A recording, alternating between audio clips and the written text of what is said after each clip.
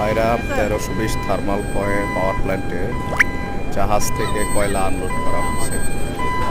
সুন্দর পদ্ধতিতে উপরে একজন বসে পুতুল খেলার মতো, পুতুল নাচের মতো ঘড়ির মাধ্যমে একটা দেখা যাচ্ছে একটা বেকুর মতো একটা চামচ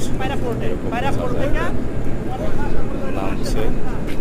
ঠিক এটাই আবার কয়লা নিচ্ছে, কয়লা নিয়ে উপরের দিকে উঠে এটা আবার পাওয়ার প্ল্যান্টে যাওয়ার যে বেল্ট আছে সেই বেল্টে নিয়ে ঢালবে।